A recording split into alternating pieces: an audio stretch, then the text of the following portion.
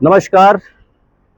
The eco of India news channel में आपका स्वागत है। मैं राकेश चंद्रलाल।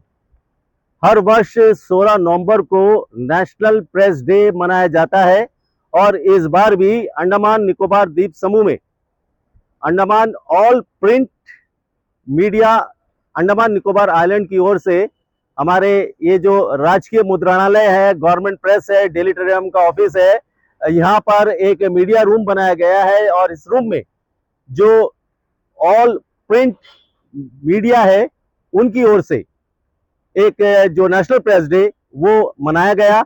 और इस अवसर पर जो प्रेस इंफॉर्मेशन ब्यूरो के जो media and communication officer mister Vijay वो मुख्य अतिथि थे।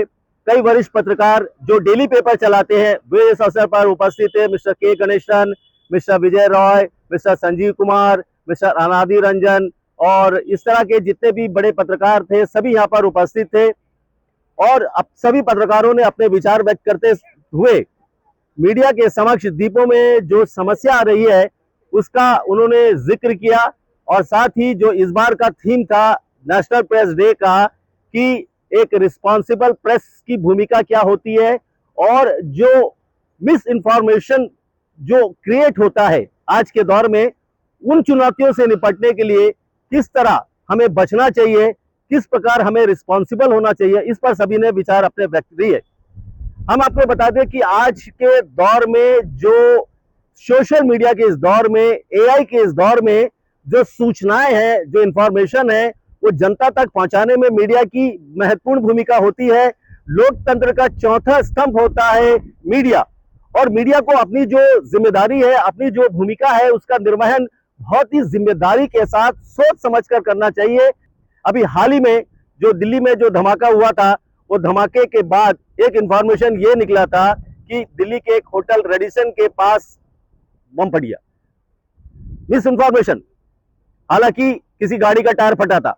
तो ये जो फास्ट मिस इंफॉर्मेशन जाता है ये जो सबसे बड़ी चुनौती है, इससे निपटना चाहिए। इसके अलावा धर्मेंद्र का मौत, ये एक मिस इंफॉर्मेशन फैल गया था। बड़े बड़े न्यूज चैनल ने दिखाना शुरू कर दिया था कि भाई फटाफट ब्रेकिंग न्यूज दिखा दे कि धर्मेंद्र का मौत हो गया। Miss information. लेकिन बाद में क्या हुआ सबको मालूम है, भगवान उनकी उम्र को और लंबी करे। तो ये मिस इंफॉर्मेशन जो मीडिया के सामने जो चुनौती है, इससे बचने का ये समय है। इसलिए नेशनल प्रेस डे का इस बार का जो थीम रखा गया है वो यही थीम रखा गया है कि हमें एक जागरूक और रिस्पॉन्सिबल मीडिया का जिम्मेदारी जो है हमें निभाना चाहिए। अंडमान निकोबार द्वीप समूह में भी इस तरह के बहुत मिस इन्फॉर्मेशन क्रिएट होते हैं। हमें एक जिम्मेदार और एक रिस्पॉन्सिबल अपने जो दायित्व है, एक जर्नलिस्ट का जो दायित्व है उसका निर्वहन करने की आवश्यकता है। समाज में सही सटीक जानकारी देने की आवश्यकता है ताकि हमारी जो शुद्ध दर्शक है, श्रोता है, उन तक सही समाचार पहुंच सके। और जो समाचार हम उन तक पहुंचाते हैं उसका हमें, उनका तथ्यों का हमें उसका आकलन भी करना चाहिए कि हम सिर्फ ये नहीं कि कहां में क्या हुआ और उसके बाद में उठा के उसको न्यूज में डाल दिया, ऐसा नहीं होना चाहिए, बल्कि जिम्मेदारी के साथ इंफॉर्मेशन पहुंचाना यही पत्रकारिता का, यही पत्रकार का धर्म होता है। और सही इंफॉर्मेशन देकर ही हम अपने जो पत्रकारिता का धर्म होता है उसका निर्वहन कर सकते हैं। आज शाम दीपों के सभी यूट्यूबर्स की ओर से नेशनल प्रेस डे के अवसर पर श्री विजयपुरम के फ्लैग पॉइंट के ठीक नीचे कार्यक्रम आयोजित किया गया और जितने भी यूट्यूबर्स थे उन्होंने जो थीम रखा गया था उस थीम पर अपने विचार रखे। हम आपको बता दें कि ये फ्लैग पॉइंट वही जगह है जिसका डेवलप किया गया था पीबीएमसी की ओर से, श्री विजयपुरम म्युनिसिपल काउंसिल की ओर से डेवलप किया गया था।